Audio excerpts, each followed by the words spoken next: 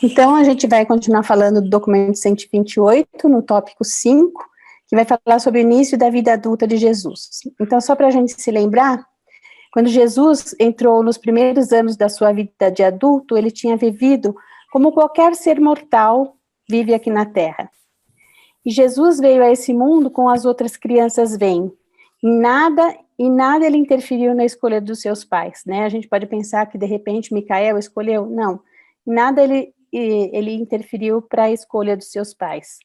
Ele escolheu esse mundo em particular como o planeta onde ele efetuaria a sua 7ª e última auto-outorga, ou seja, a sua encarnação à semelhança da carne mortal. Mas também ele veio a esse mundo de um modo natural, crescendo como uma criança do reino e lutando com as vicissitudes do seu meio ambiente, exatamente como faz você, como faço eu, como faz nossos filhos e nossos netos. E uma coisa bastante importante que a gente tem que ter em mente é que a auto-outorga de Micael, aqui em Urântia, teve um duplo propósito. A gente já falou disso na semana passada, eu só vou relembrar. Então, o primeiro propósito foi alcançar a maestria por meio da experiência que advém de viver plenamente a vida de uma criatura humana na carne mortal, ou seja, a complementação final da sua soberania em Nébadon. E a segunda, né, o duplo sentido, o segundo sentido seria a revelação do Pai Universal aos habitantes mortais dos mundos do tempo e do espaço, com o fito de conduzir mais efetivamente esses mesmos mortais a uma compreensão melhor do Pai Universal. Então, todos os benefícios para as criaturas e todas as vantagens para o universo foram incidentais e secundários, em relação a esses dois propósitos que eu acabei de mencionar, que foram os maiores propósitos da auto-outorga de Micael aqui em Urântia. Então, vamos continuar do tópico 5, que vai falar do 24º ano de Jesus, ou seja, 18 anos depois de Cristo. Esse foi o primeiro ano em que Jesus ficou relativamente livre das responsabilidades da família. Tiago vinha tendo muito êxito em gerir o lar, contando com a ajuda de Jesus nos conselhos e nas finanças. Na semana seguinte à Páscoa desse ano, um jovem senhor de Alexandria veio até Nazaré a fim de fazer os arranjos para um encontro mais tarde, ainda naquele ano, entre Jesus e um grupo de judeus de Alexandria, em algum ponto da costa da Palestina. Essa conversa foi marcada para meados de junho, e Jesus foi até Cesareia para encontrar 5 proeminentes judeus de Alexandria, os quais lhe suplicavam que se estabelecesse na cidade deles como um mestre religioso, oferecendo-lhe de início, para induzi-lo a aceitar, a posição de assistente do Shazam na sua principal sinagoga. O porta-voz desse comitê explicou a Jesus que a Alexandria estava destinada a tornar-se a sede da cultura judaica para o mundo inteiro, que a tendência helenista dos assuntos judeus havia virtualmente ultrapassado a escola de pensamento da Babilônia. Eles lembraram a Jesus sobre os nefastos rumores de rebelião em Jerusalém e em toda a Palestina, e asseguraram a ele que qualquer levante dos judeus na Palestina seria equivalente a um suicídio nacional, que a mão de ferro de Roma esmagaria a rebelião em 3 meses, e que Jerusalém seria destruída, o templo demolido, e que não seria deixado pedra sobre pedra. Jesus ouviu tudo o que tinham para dizer, agradeceu-lhes pela confiança depositada nele, mas, recusando-se a ir para Alexandria, em essência, eis que respondeu: a minha hora ainda não chegou. Eles ficaram embaraçados com a sua aparente indiferença à honraria que almejavam conferir-lhe. Antes de deixarem Jesus, ofereceram-lhe de presente uma bolsa como sinal da estima dos seus amigos de Alexandria e como compensação pelo tempo e pelas despesas por ter vindo a Cesareia para conversar com eles. Mas, do mesmo modo, Jesus não aceitou o dinheiro, dizendo: A casa de José nunca recebeu esmolas, e nós não podemos comer o pão dos outros, enquanto eu tiver braços fortes e os meus irmãos puderem trabalhar. Os seus amigos do Egito içaram as velas na direção de casa. E nos anos seguintes, quando ouviam rumores do construtor de barcos de Cafarnaum, que estava criando uma grande agitação na Palestina, poucos deles supuseram que ele fosse a criança de Belém, crescida, e o mesmo Galileu, de comportamento estranho, que houvera declinado de um modo tão pouco cerimonioso o convite para tornar-se um grande mestre em Alexandria. Jesus retornou a Nazaré. O restante desse ano constituiu-se nos 6 meses menos movimentados de toda a sua carreira. Ele desfrutou bem dessa pausa temporária no roteiro usual de problemas a resolver e de dificuldades a suplantar. E nesse período, Jesus comungou muito com o seu Pai no céu e fez um progresso imenso na mestria da sua mente humana. Mas os assuntos humanos, nos mundos do tempo e do espaço, não decorrem sem problemas por muito tempo. Em dezembro, Tiago teve uma conversa particular com Jesus, explicando estar muito afeiçoado a esta, uma jovem mulher de Nazaré, e que eles gostariam de casar-se tão logo isso pudesse ser arranjado. E Tiago chamou a atenção para o fato de que José logo teria 18 anos e que seria uma boa experiência se ele tivesse a oportunidade de servir como um chefe da família. Jesus deu o seu consentimento para Tiago casar 2 anos depois, desde que ele tivesse, durante esse meio tempo, treinado adequadamente José para assumir a direção da casa. E agora as coisas começavam a acontecer. O casamento estava no ar. O êxito de Tiago em ganhar o consentimento de Jesus para casar deu coragem a Míriam para abordar o seu irmão pai a respeito dos seus planos. Jacó, o mais jovem, o assentador de pedras que certa vez se havia autodenominado um campeão em defesa de Jesus, agora associado a Tiago e a José nos negócios, vinha há muito tempo procurando ganhar a mão de Míriam em casamento. Depois que Míriam havia colocado seus planos para Jesus, ele pediu que Jacó viesse até ele para fazer um pedido formal pela mão dela e prometeu dar a sua bênção ao casamento tão logo ela sentisse que Marta se havia tornado competente para assumir os deveres dela como filha mais velha.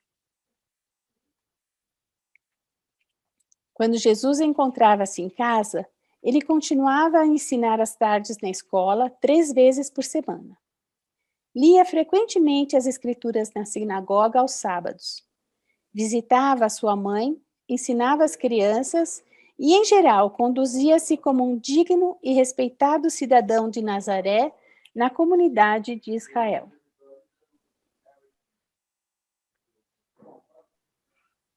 Alguém quer falar alguma coisa? Alguém quer comentar?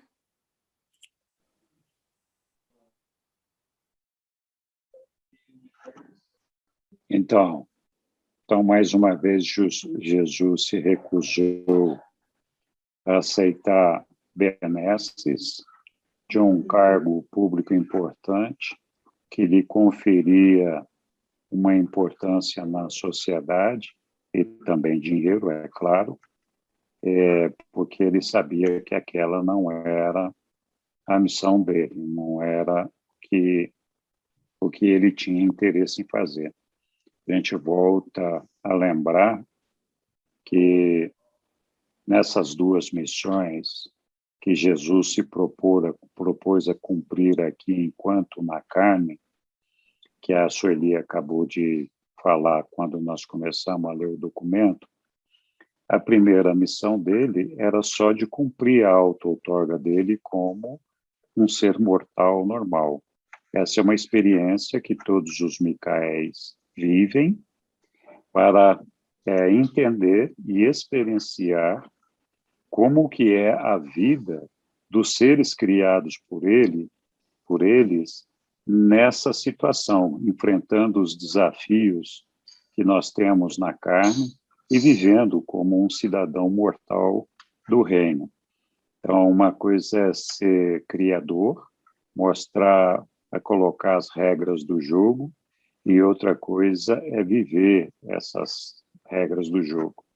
Então, essa experiência de viver como um mortal do reino é colocada para os Micaéis criadores como uma maneira deles alcançarem a soberania da sua criação, vivendo por experiência aquilo que a sua criação vive, o que faz com que eles sejam ainda mais misericordiosos, compadecidos daquela situação vivida pelas suas criaturas. Então, na primeira fase de Jesus, que ele viveu como um homem entre os homens, né, ele viveu justamente para vivenciar essa experiência. Então, depois de terminada essa fase, ele poderia, se desejasse, ausentar-se daqui da Terra e voltar para Divinity, Divinity, Salvington, e aí continuar a sua vida como soberano daqui. Mas ele tinha o propósito também de revelar os homens a Deus.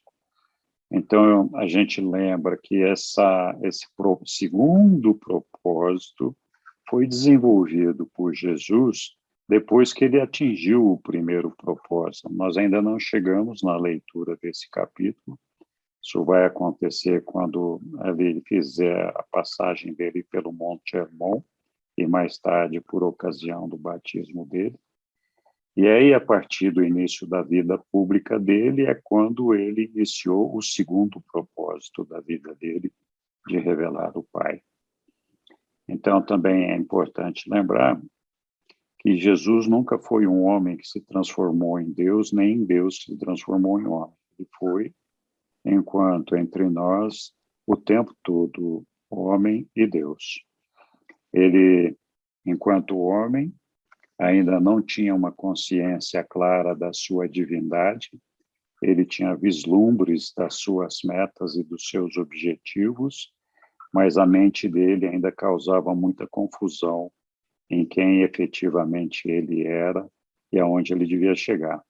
E isso acontece porque, enquanto homem, ele tinha uma mente mortal como a nossa. Então, levou um tempo até que ele pudesse desenvolver a mestria dessa mente, e o documento aqui fala disso, né? Então, mesmo não tendo a consciência clara, absoluta de quem ele era nessa idade de 24 anos, ainda assim ele percebia que aquela proposta de ser um profeta, um assistente daquele, como é que chama isso? Eu não entendi. Shazam, da igreja dele ali, ele não quis se aventurar naquilo ali, né? Ele falou, não, vamos deixar isso para eu não vim aqui para isso, o meu tempo ainda não chegou. E muito curiosamente, no resto dessa passagem aí dos 24 anos dele, conta a evolução da família dele, né? Que ele tinha começado treinando os seus irmãos para assumirem a responsabilidade da casa, e esses irmãos foram chegando o momento de casar, e assim foi organizada uma sucessão dessa administração da casa. Então, foi muito diligente Jesus nessa condução de fazer com que seus irmãos assumissem essas responsabilidades e treiná-los.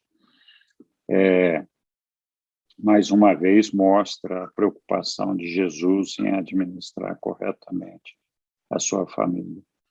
Então, isso é o que eu, assim, tenho de resumo desse documento, dessa parte do texto que nós lemos. Não sei se alguém quer fazer algum comentário, adicionar alguma coisa, mas é muito interessante essa experiência, essa vida de Jesus, ainda jovem, como um homem, vivendo como nós aqui entre nós. O 25º ano, 19 depois de Cristo.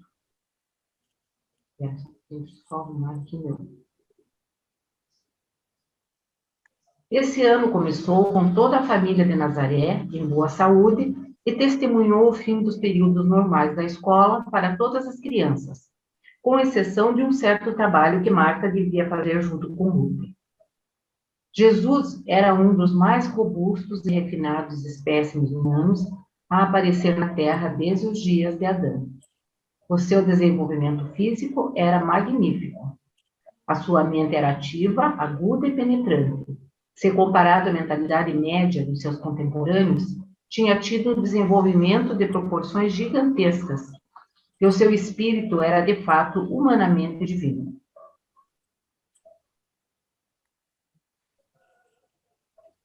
As finanças da família estavam, então, nas suas melhores condições, desde a venda das propriedades de José.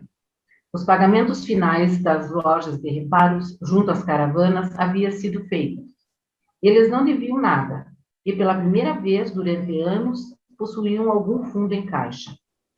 Isso sendo verdadeiro, e desde que ele havia levado os seus outros irmãos a Jerusalém para a primeira cerimônia pascal deles, Jesus decidiu acompanhar Judá, que havia acabado de graduar-se na escola de sinagoga, na sua primeira visita ao templo. Eles foram a Jerusalém e retornaram pela mesma estrada, a do Vale do Jordão, pois Jesus temia ter problemas se levasse o seu jovem irmão a cruzar Samaria. Já em Nazaré, Judá tinha tido ligeiros problemas várias vezes por causa da sua disposição irrefletida, que se somava aos seus fortes sentimentos patrióticos. Eles chegaram em Jerusalém no devido tempo e estavam a caminho da sua primeira visita ao templo, cuja visão foi suficiente para emocionar e entusiasmar Judá, até o fundo da sua alma. E foi aí que eles encontraram Lázaro de Betânia. Enquanto Jesus falava com Lázaro e procurava arranjar uma celebração conjunta da Páscoa, Judá deu seu início a uma grande encrenca para todos. Bem perto de onde se encontravam, estava um guarda romano que fez algum comentário impróprio a respeito de uma garota judia que passava. Judá encandeceu-se em uma indignação feroz e não hesitou em expressar o seu ressentimento por aquele impropério, diretamente ao soldado e de modo que ele escutasse. Ora, os legionários romanos eram muito sensíveis a qualquer coisa que beirasse o desrespeito judeu. E assim, prontamente o guarda prendeu Judá. E isso foi demais para o jovem patriota. E antes que Jesus chegasse a preveni-lo com um olhar de advertência, ele havia já dado vazão a uma denúncia volúvel de sentimentos anti-romanos armazenados, todos os quais só fizeram piorar a situação. Com Jesus a seu lado, Judá foi levado imediatamente para a prisão militar. Jesus tentou obter uma audiência imediata para Judá ou conseguir a sua libertação em tempo para a celebração da Páscoa naquela noite, mas fracassou nessas tentativas. Já que no dia seguinte haveria uma santa assembleia em Jerusalém, nem mesmo os romanos arriscariam a ouvir acusações contra o judeu. E desse modo, Judá permaneceu no confinamento até a manhã do segundo dia depois da sua prisão. E Jesus permaneceu com ele na prisão. Eles não estiveram presentes ao templo para a cerimônia da recepção dos filhos da lei na cidadania plena de Israel. Judá só formalizou essa cerimônia depois de muitos anos, quando estivera perto de Jerusalém, em uma Páscoa, fazendo um trabalho de propaganda dos Zelotes, a organização patriótica a qual ele pertencia e na qual ele era bastante ativo. Na manhã seguinte, ao segundo dia em que estiveram presos, Jesus compareceu diante do magistrado militar em defesa de Judá. Por meio do pedido de desculpas, em função da juventude do seu irmão, e por meio de esclarecimentos complementares judiciosos com referência à natureza provocativa do episódio que tinha levado à prisão do seu irmão, Jesus conduziu o caso de tal modo que o magistrado expressou a opinião de que o jovem judeu poderia ter tido alguma desculpa possível para sua explosão de violência. Depois de advertir Judá a não se permitir novamente ser culpado de tal temeridade, disse a Jesus aos dispensá-lo: é melhor manter os seus olhos no jovem, Ele é capaz de atrair muita confusão para todos vós. E o juiz romano falava a verdade. Judá causou muitos aborrecimentos para Jesus. E estes eram sempre problemas da mesma natureza, conflitos com as autoridades civis por causa das suas explosões impensadas e pouco sábias de patriotismo. Jesus e Judá foram até Betânia para passar a noite e explicaram por que eles haviam deixado de cumprir o compromisso da ceia da Páscoa, partindo na manhã seguinte para Nazaré. Jesus não contou à família sobre o aprisionamento de seu jovem irmão em Jerusalém, mas teve uma longa conversa com Judá sobre esse episódio, umas 3 semanas depois de retornar. Após essa conversa com Jesus, o próprio Judá contou o acontecimento à família. E jamais se esqueceu da paciência e da indulgência que o seu irmão pai manifestou durante toda essa experiência difícil. Essa foi a última Páscoa que Jesus passou com um membro da sua própria família. O Filho do Homem distanciava-se cada vez mais da sua própria carne e sangue. Nesse ano, as suas temporadas de meditação profunda foram muitas vezes interrompidas por Ruth e os seus companheiros de brincadeiras. E sempre Jesus se dispunha a adiar a contemplação do seu trabalho futuro para o mundo e o universo, a fim de compartilhar da alegria infantil e da felicidade da juventude daquelas crianças, que nunca se cansavam de ouvir Jesus contar sobre as experiências das suas várias viagens a Jerusalém. Também gostavam muito das suas histórias sobre os animais e a natureza.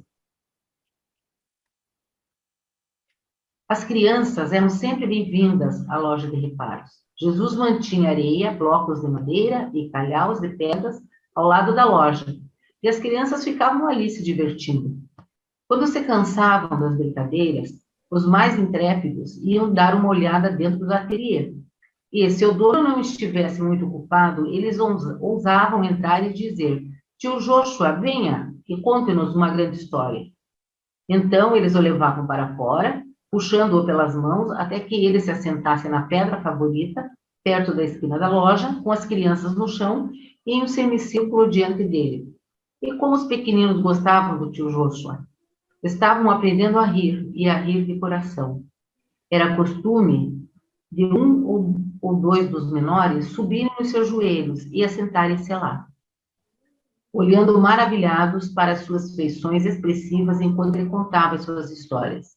As crianças amavam Jesus, e Jesus amava as crianças. Era difícil para os seus amigos compreender o alcance das suas atividades intelectuais.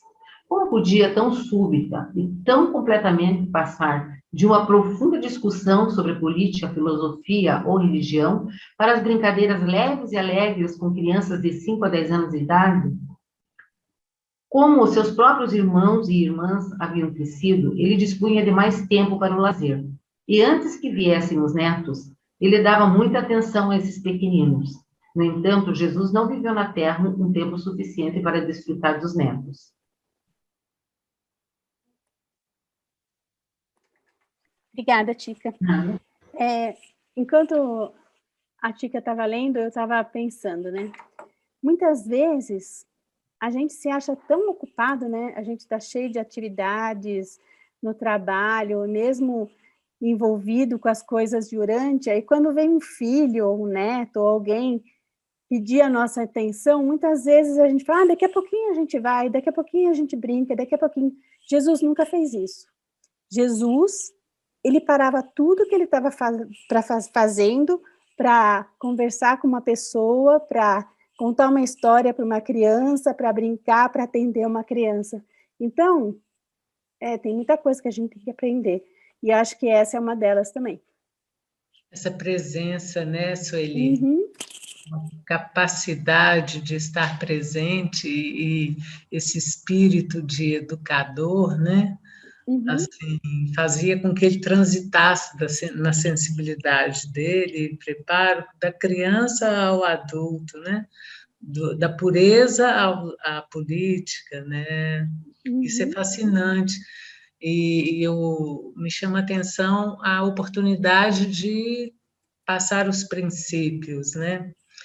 Treinar os irmãos com os princípios da educação familiar que não era só a educação familiar da família dele, mas, sobretudo, começava aí a grande missão dele, né, que estenderia para toda a humanidade. Isso é a coisa mais linda que eu vejo. Uhum.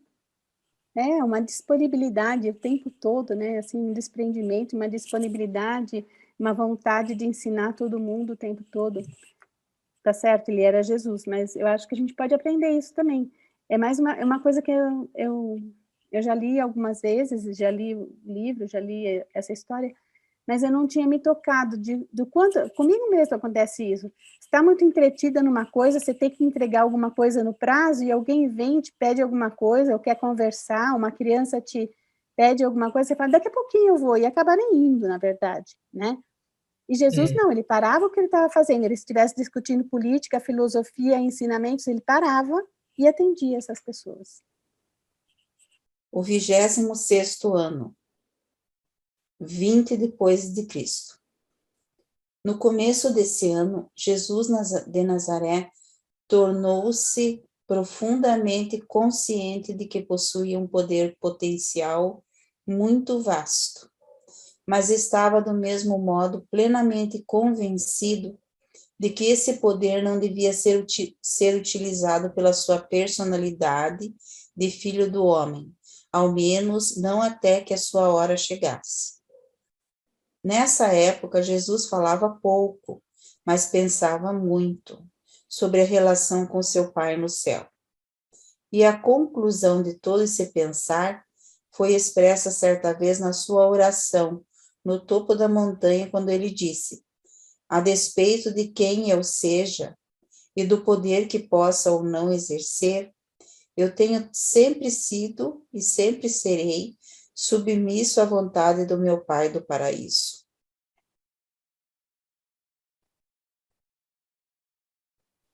E ainda, quando esse homem caminhava por Nazaré, indo e vindo do seu trabalho, era literalmente verdadeiro naquilo que concernia a todo um vasto universo, que nele estavam guardados todos os tesouros da sabedoria e do conhecimento. Durante todo esse ano, os assuntos da família correram tranquilamente, exceto no que se referia a Judá. Durante anos, Tiago teve problemas com os mais jovens dos seus irmãos, que não estavam inclinados a estabelecer-se para trabalhar e em quem não se podia confiar para participar das despesas da casa.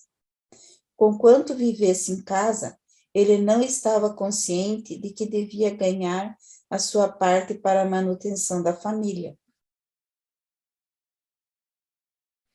Jesus era um homem de paz e de tempos em tempos ficava embaraçado com as explosões beligerantes e com os inúmeros rompantes patrióticos de Judá. Tiago e José eram a favor de expulsá-lo, mas Jesus não consentiria.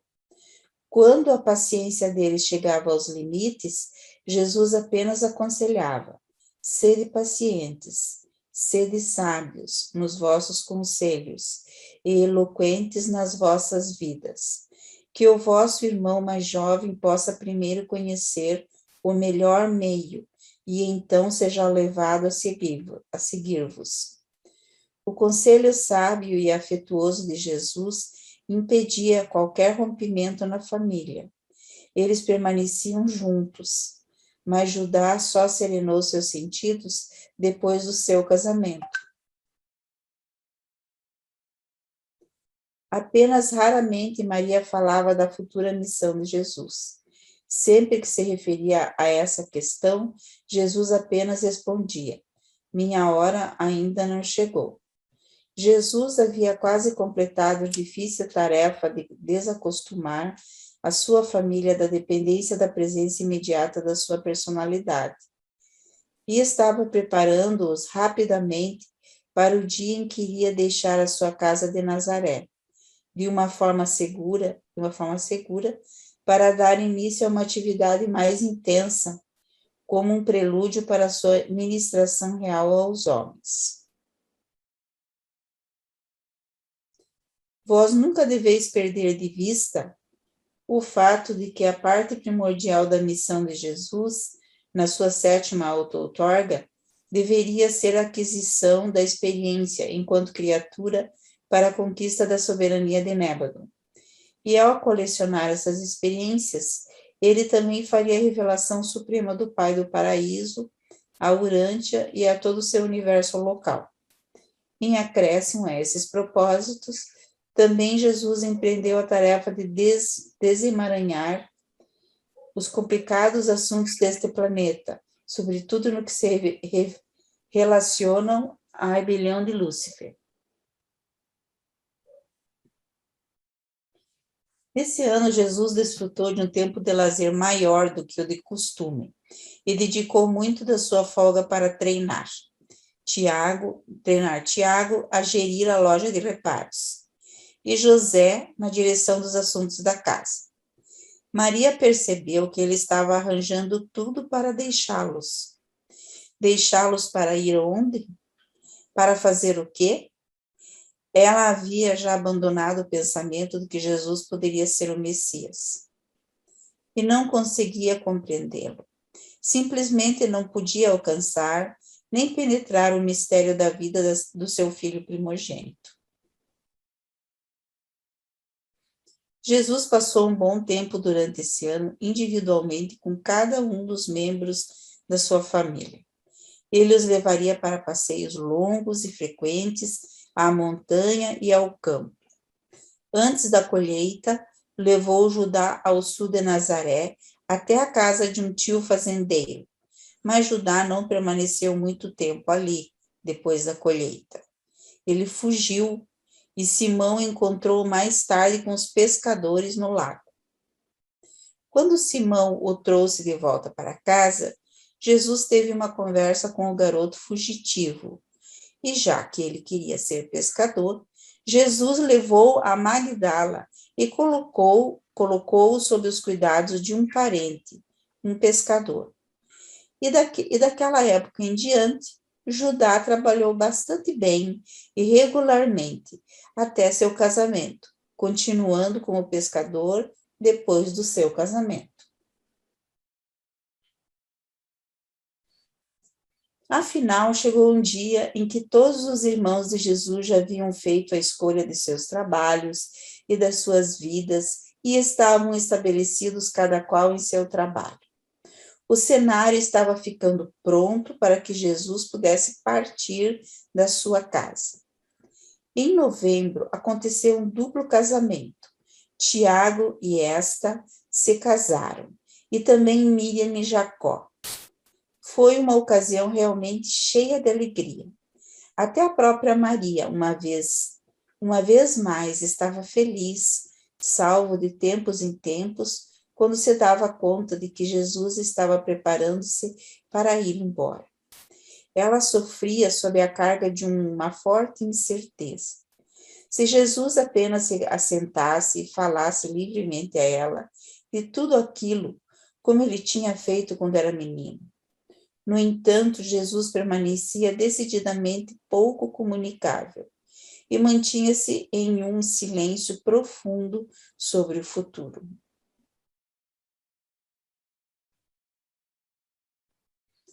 Tiago e a sua esposa, esta, mudaram-se para uma casa pequena e agradável do lado oeste da cidade, presenteada pelo pai dela. Ao mesmo tempo, Tiago continuava sustentando a casa da sua mãe, mas a sua cota foi cortada pela metade, por causa do seu casamento. E José foi formalmente colocado por Jesus como o chefe da família. Judá estava agora enviando a sua parte de contribuição para casa, todos os meses, fielmente. Os casamentos de Tiago e de Miriam tiveram uma influência bastante benéfica sobre Judá. E quando saiu para a pescaria, no dia do duplo casamento, ele assegurou a José de que podia confiar nele para cumprir todo o meu dever e mais se for necessário. E cumpriu a sua promessa. Miriam vivia na casa de Jacó, que era contígua à de Maria, Jacó, o pai, havia sido enterrado com seus antepassados. Marta tomou o lugar de Miriam no lar, e a nova organização já estava funcionando perfeitamente antes que aquele ano chegasse ao fim. No dia seguinte àquele duplo casamento, Jesus teve uma importante conversa com Tiago. Disse a Tiago, confidencialmente, que estava se preparando para deixar o lar, e presenteou Tiago com o título da posse total da loja de reparos. Formal e solenemente, ele abdicava-se de ser o chefe da casa de José, e de um modo bastante tocante, estabeleceu o seu irmão Tiago como chefe e protetor da casa do meu pai. Jesus redigiu e ambos assinaram um acordo secreto, no qual ficava estipulado que, como retorno pela dádiva da loja de reparos, Tiago assumiria daí em diante toda a responsabilidade financeira pela família, assim desobrigando Jesus de todos os compromissos posteriores quanto a essas questões. Depois que o contrato foi assinado, depois que o orçamento ficou arranjado e de um modo tal que todas as despesas da família seriam cobertas sem qualquer contribuição de Jesus, Jesus disse a Tiago, mas, meu filho, eu continuarei a enviar a todos vós alguma coisa, todos os meses, até que a minha hora chegue. E o que eu enviar será usado por ti, segundo as necessidades das ocasiões. Use as minhas economias para as necessidades da família ou para os prazeres, como julgares adequado.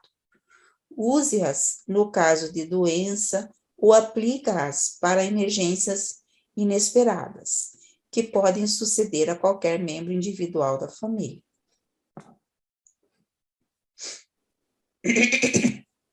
E assim, dando-se como pronto para entrar na segunda fase da sua vida adulta, Jesus encontrava-se totalmente liberto da sua família, antes de ocupar-se publicamente dos assuntos do seu pai. E terminou. Obrigada. Obrigado. Que legal. Então tá aí, preparação de Jesus para sair de casa e deixar a família amparada, né? A gente vai ver nos próximos documentos que Jesus ainda passou por um período preparatório pessoal bastante longo antes de efetivamente assumir a vida pública, né? Então, muito interessante. Não sei se alguém quer comentar alguma coisa desse documento. Não, eu imagino como deve ter sido conturbada a vida com Judá, né? Porque ele perturbava a família inteira, com certeza, né? Principalmente o Tiago e o José, que queriam expulsar Jesus, e Jesus ficava ali, assim, de certo, controlando todo aquele clima, né? Que devia acontecer ali, né? E tentando fazer os irmãos entenderem que até ele achar o caminho, imagine, e ele fugir, Jesus levar ele, né, ele fugir no meio da história, pensa bem, gente. E depois que encontraram ele, mas na realidade isso aconteceu para que ele encontrasse o caminho dele como pescador, né? Então daí ele encontrou o caminho dele ali, e também como que eles todos colaboravam com as despesas em casa, né? Todos eles não deixavam só na mão, todos eles tinham aquela responsabilidade, só o Judá que ainda não tinha conseguido. Então, quer dizer, todo mundo certo dizia, ó, você não vai ajudar aí, todo mundo está dando sua parte, e o Judá nada, né? Sempre tem aquele que é dos contra, mas depois ele se ajeitou ali, mas teve um tempo maior para que isso acontecesse, né? Então, é difícil quando tem, sempre tem nas famílias, toda família tem um que meio que é ovelhinha perdida ali, né? Que não quer muito se encaixar, que tem que ter muita paciência. Mas em algum momento Jesus disse que os irmãos Tiago e José deveriam esperar que Judá encontrasse o caminho dele, né? Tivessem paciência para isso. E qual era o caminho dele? Ele não queria ser marceneiro, ele não queria ser construtor, ele queria ser pescador. Quando ele foi ser pescador, deu certo. E até ele assumiu mais responsabilidades do que realmente ele precisava, né? Eu acho que foi isso. Sabe o que me chama a atenção aqui também? Assim, como que Jesus, ele tinha uma função pai, né? Esse compromisso, essa forma dele de lidar com os irmãos, poderia ser de qualquer outra pessoa, mas essa função pai estava nele, né? Introjetada nele. E é bonito porque ele, com isso, ele consegue treinar, que é outra palavra que eu estou gostando de entender, como que essa palavra, ela nos auxilia a todos na vida, né? A nos preparar para a clareza, para o entendimento e para nos abrir para aceitar as responsabilidades. Porque para a gente encontrar o nosso caminho, a gente precisa estar também preparado para assumir as responsabilidades do nosso caminho, né? Então, Eu acho essa que consciência. esse Judá me parecia ser uma ovelha negra da família, assim, né? Que parece que toda família grande tem, né? Aquele cara que, né, que não dá certo, ou que, né, que tenta fazer as coisas, não consegue, enfim. E essa família de Jesus, na verdade, né? Parece aquelas famílias italianas antigas, né? Onde morria o pai, né? E aí o filho mais velho, né? Ele tomava conta da família, né? Enfim, que ele assumiu o papel realmente de progenitor, né? E era um cara sempre respeitado, né? Pelos demais, pelos irmãos, né? Então, só que, claro, que a missão de Jesus, além dessa, né? Era muito maior, porque ele tinha que ser pai e colonizar toda a família planetária aí, né? A mensagem dele era muito mais importante, né, e profunda, né? Quer dizer, então, além de viver a questão humana, né, material ali, né, ele tinha que dar conta da maior tarefa, que era a tarefa, né, que o pai tinha dado a ele, né? Então, não teve vida fácil, não. É verdade. É bem lembrado, Chayane. Todas as famílias têm os seus problemas, né? Mas esses problemas ficam bastante amenizados quando você tem uma liderança forte dentro de casa, empenhada em ajudar a resolver esses problemas, né? E essa é a função dos pais mesmo, né? E Jesus assumiu isso muito bem. O Jacó era o rebelde que queria... Judá era o rebelde que queria derrotar os romanos, né? E limpar a Judéia daqueles romanos. Então, era natural que ele tivesse esse sentimento nacionalista, né? E esse sentimento fosse, inclusive, mais forte do que as responsabilidades dele para com a família. E acho que Jesus entendeu isso muito bem e teve muita paciência com esse irmão rebelde e também muita liderança e capacidade de controle para fazer com que os outros irmãos também acabassem tendo paciência com Judá. Então, foi muito legal ver toda essa vivência de Jesus com essa família, assumindo a responsabilidade de pai e cuidando para que todos pudessem se desenvolver de uma maneira digna, honrosa. Muito legal. Bom, agora começa um período interessante da vida de Jesus, uma preparação pessoal dele para, logo em seguida, depois iniciar a vida pública. Então, esses anos que nós vamos ver de Jesus agora à frente, nos próximos documentos, documento 129, é bastante interessante, até a chegada do momento do batismo.